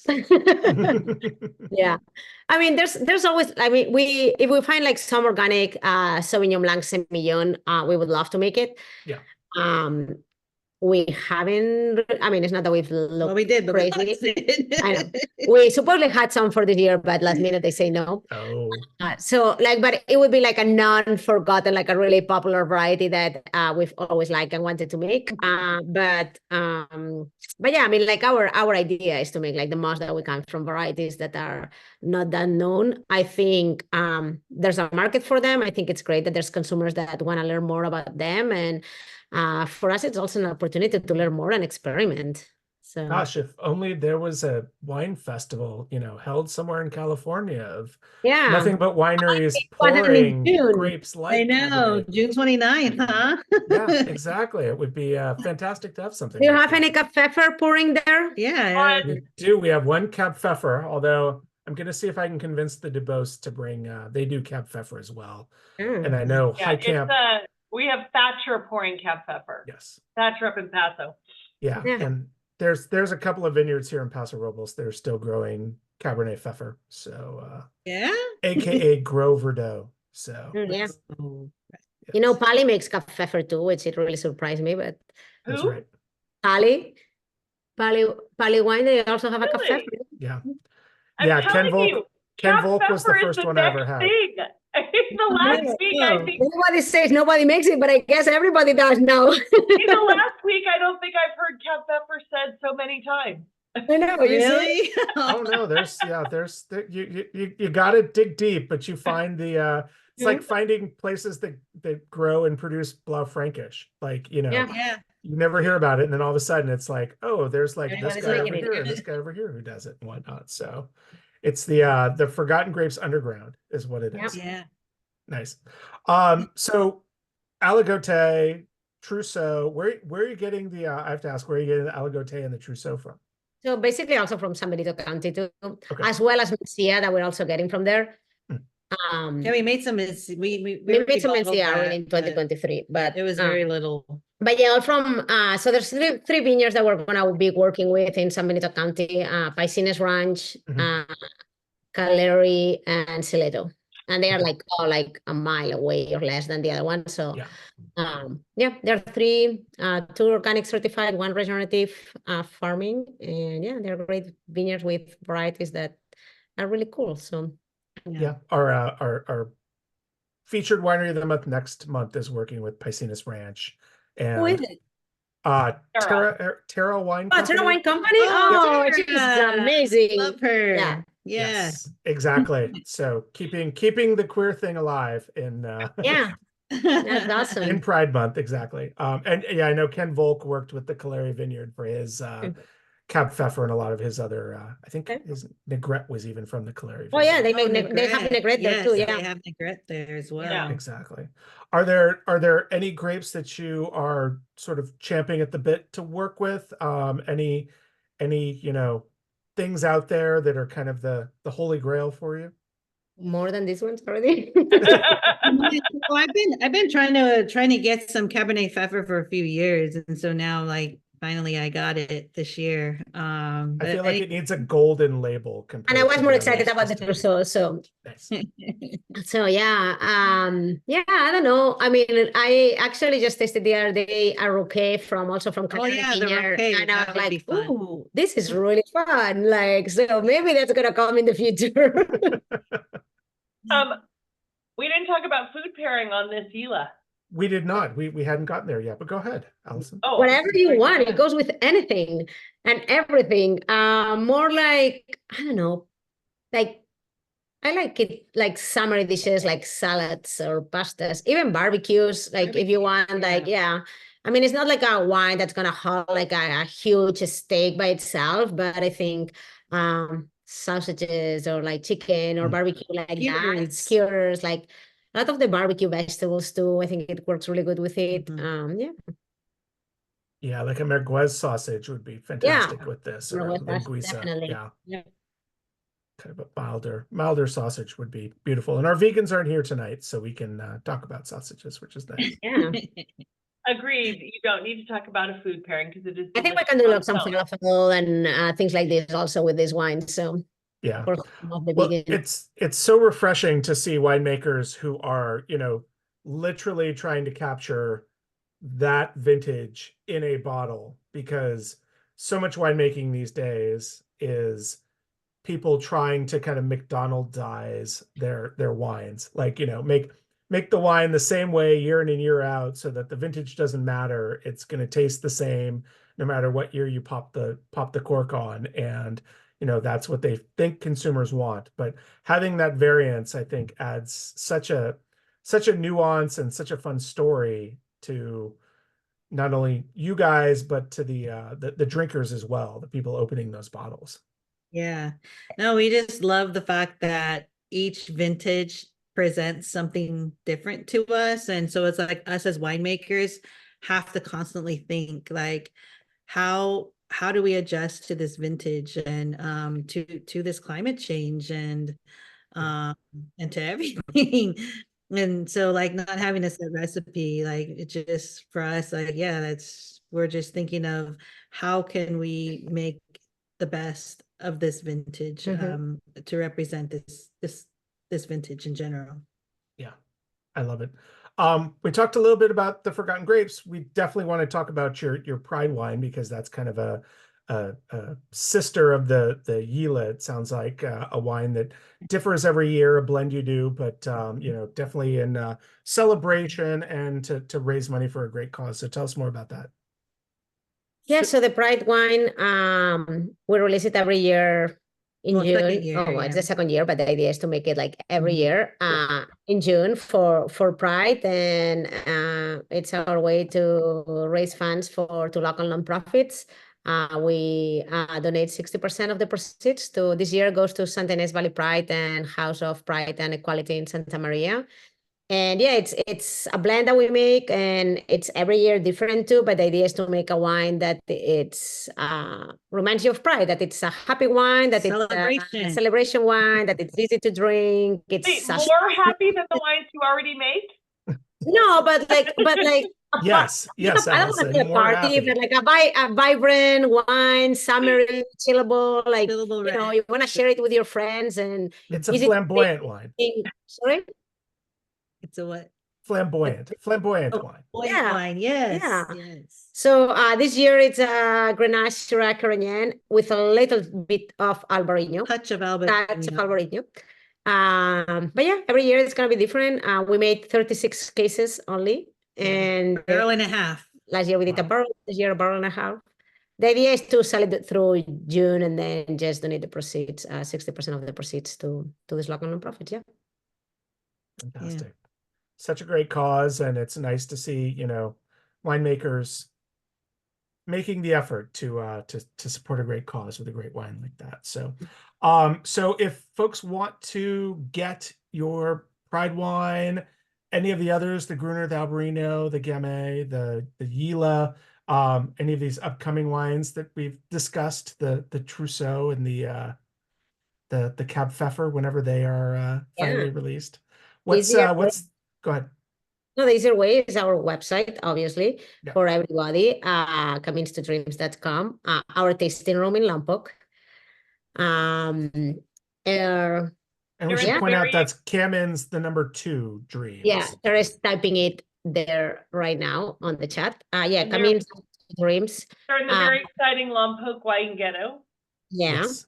And then join the wine club. Yeah, join the wine club. Actually, we actually make, like, for example, this year we made Mencia only for the wine club. Before we did like a carbonic Carignan only for the wine club, a Graciano only for the wine club. So we actually try to make like super small lots every year. That's like our experimentation. It allows us to experiment a little bit for more. the wine club. So that's fun too.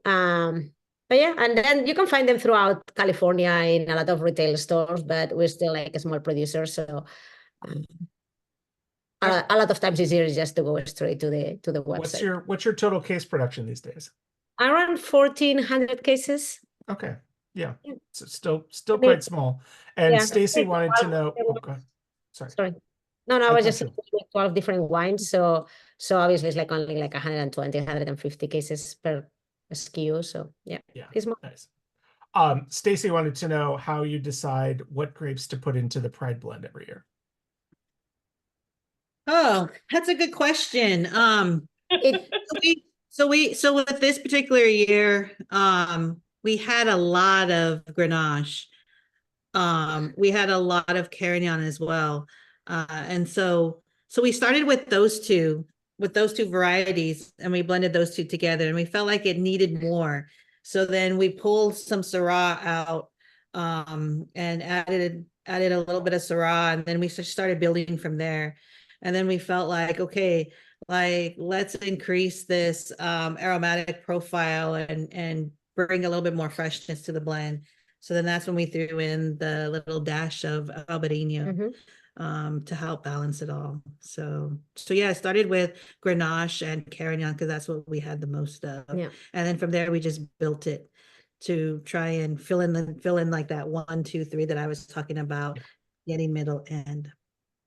And like the Yila, it will always be a blend of different grapes that you've got. And will it always be a red, or, do you ever foresee it being a white or a rosé or anything like that?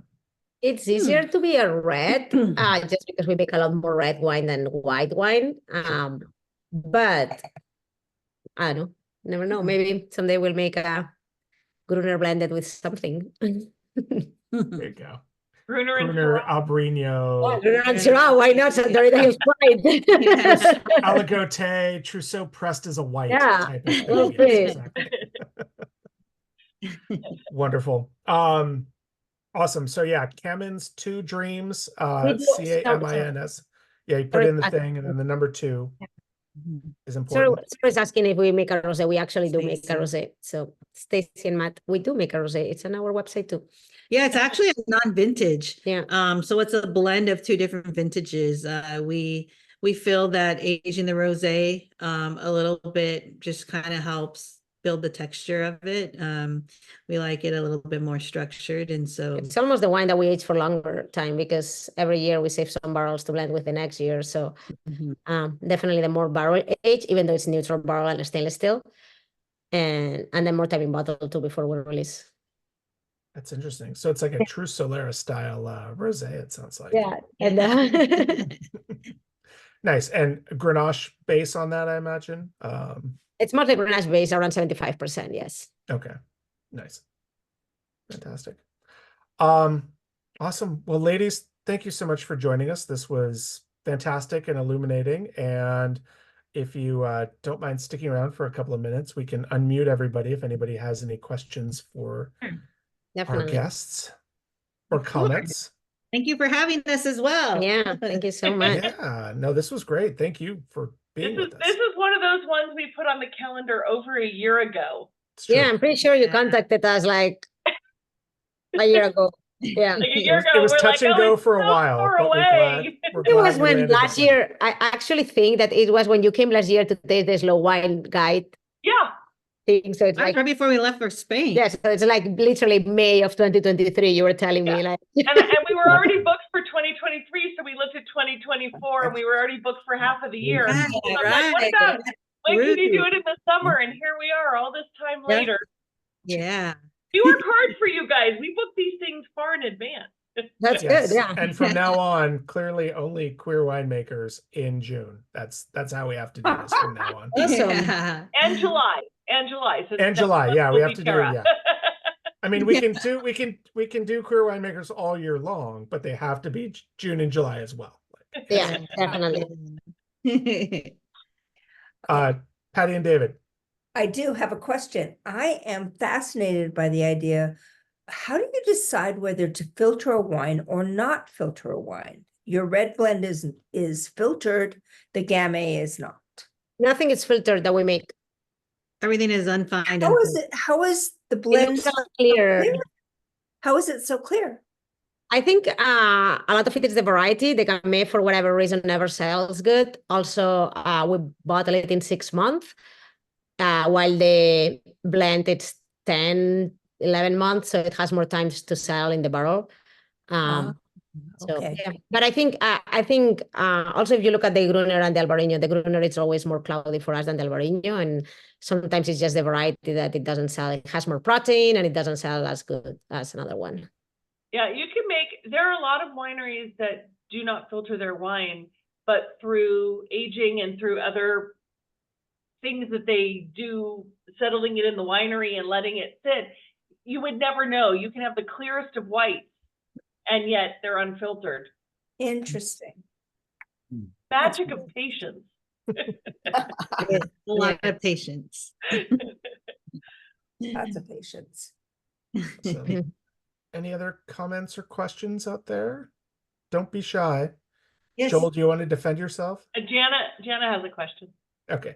All go Pride. Thank you for doing that. That's awesome. Cheers to that.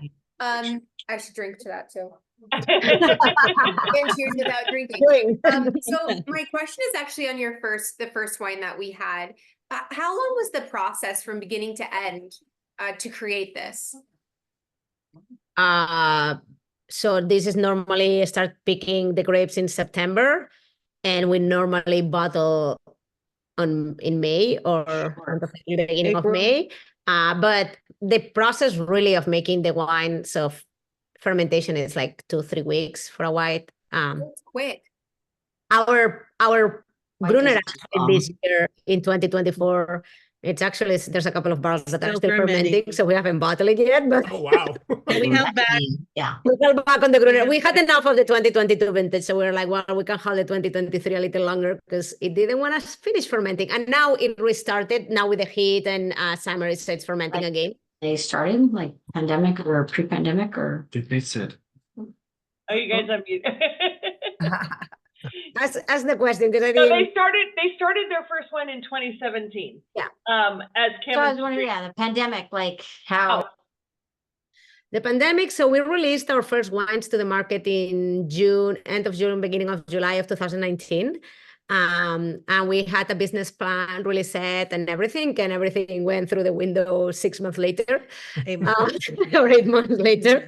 And everybody says that the pandemic brought a lot of sales to wineries, but in our case, nobody really knew us. So that was a little bit more challenging. Yeah, we were new to the market, and so we basically had to go back to the drawing board and try and figure out how we could get our wines to people's houses, and so that's how we came up with tasting kits. Yeah, I didn't, I remember hearing about your brand. I mean, I knew you through Kita, and I had heard about the brand, but it never really kind of, as I come to think of it, I think I just saw a few people start to post about it, and I'm like, oh, it must be some side label she's doing on the, I didn't really realize. Then I actually, when it noted me, when Kita shut the doors and talked about shutting down the brand, that's when I kind of realized how much you were doing with Camins to Dreams previously, that it wasn't like you just shifted your energy. Right. Yeah. Yeah. It was Mireia really that kind of kept it going while I was there at Kita. And I mean, I would go there after work and help out at the winery, but I dedicated a lot of my time to Kita, and that was predominantly there, and then come and help after. And so in a way, I mean, it was, in the end, kind of like a blessing in disguise, because it was really burning me out of trying to open up. Yeah, because I think it was Kita opened up the tasting room in, was that 2017, 2018? That's when we started. And then a year later, we opened up our tasting room at Camins. So that was a lot. That was a lot on my plate. I want to ask a question, and you don't have to answer it if you don't want to, but I'm interested as to why you think Kita didn't last as long as it did. Was it the tribe lose interest in making wine, or do you think it just kind of reached its natural point, or when you left, it kind of ended? What? It actually did the opposite. It was really in 2020 is when it started really picking up. But the tribe itself just decided just to get out of the wine industry altogether. Okay. They're just used to quick return on investment. Of course, in the wine industry, it's nothing like that. No. So it was a hard understanding for them. So they just made that business decision just to get out of the industry of making wine. And that was like our top sales too. Yeah. So yeah, it kind of didn't really make sense, but it was a business decision that they made. But do they still own the Camp 4 vineyard, or? Yes, they still own the vineyard, but all the grapes are being sold to other clients. Actually, I don't even know if somebody's leasing it now. I know that they were looking into leasing. Am I not mistaken? Doesn't the Miller family lease it? That's French Camp. Different. French Camp. Sorry, Camp 4. That's in Santa Margarita. Sorry. Yeah, no. The Chumash tribe bought Camp 4 vineyard, and but I heard someone was. Somebody might have by now. Yes. I mean, they were actively looking for somebody to take it over. it would make sense if they wanted to get out of the wine production business. Yeah. They wouldn't want to be in the grape growing and selling business either. So yeah. Correct. Yeah. Yeah. So, surprised. But I want to just go back to the pandemic Yeah. to finish answering the questions on how we pivoted. So we actually started doing a lot of virtual tastings like today. Mhm. We have like these virtual kits. We still sell them online. And actually We yesterday, just packed we them. just packed like 34 company corporation thing. We do it more now for corporations or like small groups of friends, family Yeah. during Christmas time, things like this. But through the year, we do it still like for like a lot of like corporations. And we have these tasting kits that we make like 5 different wines, 2-ounce pours in little bottles, and send a tasting room, Zoom link. And that's what we were doing all day during in 2020, basically. Like, I feel like we're just like doing a small kits of wine. And that actually helped us a lot growing our wine club, reaching to people in the East Coast. Yeah. That's how we really survived. So How many states do you ship to these days? I shipped to around 40. Okay, wow. Distribution, we have this, DTC, yeah, that's DTC. DTC. Distribution, we have distribution in New York, Minnesota, California. We're gonna start now with North Carolina next month, and we have a little bit in Ontario. Yeah. Oh, Canada. Oh, yeah, that's why Tara's going up to Canada. Yeah, well, she's going to Vancouver, but yeah. Yeah. No, it's actually the first ever trade mission between United States and Canada. They called me For Native Americans, for Native agro-business. Americans, Yeah. yes, USDA. So yes, I'm going to go pour the wines for that and to do all the networking and be a part of that whole mission. Oh, Trade I will mission. I will let my wine writer influencer friend in Vancouver know, and maybe she'll come out and be invited. That would be fun. Yeah, it's a week-long event, with seminars and just networking and all these meetings and stuff between Canada and United States. So It's fantastic. yeah. Great. I was just gonna say, like, I also find it so fascinating between the two of you. Like, you both have a science brain and you both seem to have a creative element, like, which the way you made your connection is incredible. But like, can you talk about who's like, you're both science and creative. So is there one more than the other? But like, that's just an impressive connection. Sorry, my wife, because she's way more the creative person. I'm the more logical person. And same with Matt and his husband Rigo. Like, there were the balancing, but like, you both are very similar just from what we've seen. And thank you for sharing your story. And like, it's just, we love it. Thank you so much. I'm definitely the one that's more with the foot in the soil or land, or I don't know how you call it here. Yeah. She's more the And I'm the big dreamer. She's I'm the like big Yeah, creative. I was gonna say whoever handles Mine. the finances is the more logical Yeah. one. She's definitely the dreamer. I dream a lot, but I really work towards those dreams. Especially if I really believe in it and I just throw it out there to the universe. And I keep pulling it down. Yeah. She manifested Cab Pfeffer.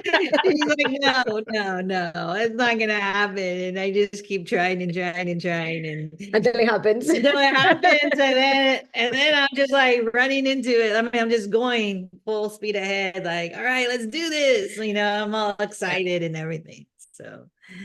So yeah, I mean, but we're both creative. Yeah, we both have our definitely our part of that, but yeah, she's definitely more like the dreamer and more like the Yeah.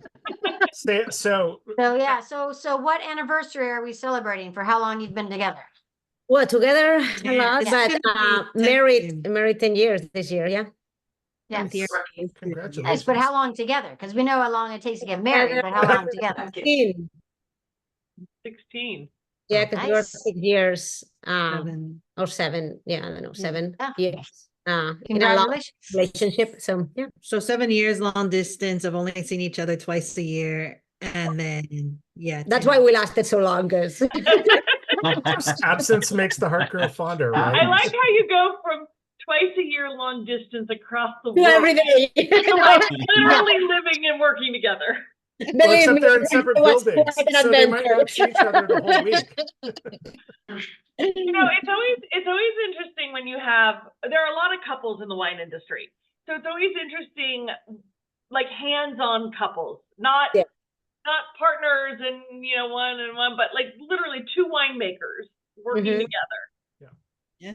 You know, Yeah, it's people always ask us like, how do you do it? And it's I don't just know, like, it's not, I mean, for It's not difficult us, for us. yeah, it's not like like, it's not even hard. I Yeah. don't know. Like I think the hardest thing for us is going to be separated this weekend when we go our different ways. Like It's funny because you were saying that one of the first two wineries that responded to you was Pizzoni. Uh-huh. And so Jeff Pizzoni and his wife, Viviana, who's also a winemaker, they have their own labels. Their own do a labels, wine together called Shared Notes. And I once wrote a story about that. And I said to them, how do you balance out being two winemakers with your own opinions, you know, making the wine? And I mean, I'd have to go back to the story, but it was very funny how they talked about it because they're like, we really do not try to talk about each other's wines with strong influence. Like we have opinions, but we don't correct the other person when it comes to wine. So when we make wine together, we kind of have our opinions and just like, she gets her way in the end. No, I guess for us, we have similar palates, so it's not difficult at all. I mean, like I said, but going back to is just the picking decision. That's the hardest for us because you know, her style is a lot you know, lower alcohol and a lot brighter, racy wines, where as me, I just try and find that balance between it. Yeah. It's also like making the wines the way that we make that we don't add anything, like the picking date, it's really, really important. So Yeah. so that's why it's the moment that we kind of like go more back and forth. Mm-hmm. Like for you, is that for where you guys find like your chemistry science background of like the timing and the elements kind of like blend with the creativity, and like that's like the biggest challenge of like let it stay and wait, because like the science part of it, you know, that goes into it. Yeah, I think the science part of it helps us a lot. To me, it's like knowing what's going to happen, kind of like always being like a step ahead. In microbiology, I would say more than anything, because we want our wines to be like really clean on the palate and on the nose, and that's where the science part really comes to play. Other than that, yeah, wine, I think it's creativity and it's like feeling and I know it's just more like a sense and a feeling than actually science. Besides the protection of the wine, that I think it's really important. Yeah. Mm-hmm. Wake up, Alex. Wake up. All right, there she is. She's awake. Calling out everybody here. You're just calling out that one screen tonight, aren't you? Well, I may have familiarity with that one screen. So. I have familiarity with a lot of screens, but yeah. Yeah. Sorry, I just had one more question. I'm sorry if I missed it before, but like I love the logo. Like, where did you get that, the tree design and like all right. I mean, it's so beautiful. It's so beautiful. Yeah, It's beautiful. so the logo, it's a tree vine, obviously, in a round shape, kind of like coming together, being both from different parts of the world. We wanted to have like this round logo representing the world and kind of like coming together like this, like we did. Deep roots, because we're both really grounded and really strong on our cultures. Tara, she already explained, is Native American. I'm Catalan. Obviously, my passport says I'm Spanish, but I'm really strong on the Catalan feeling too. Yes, so I was going to say, it's its own country. It's its own country. So really strong on that, but also really like the roots, wanted to showcase that we want to, you know, like focus on the vineyard and the soil, the land where the grapes come from. And then here we also have kind of like a yin and yang. I don't know if you can see it. Here, so that represents balance, balance in life, balance between us, balance in the wine.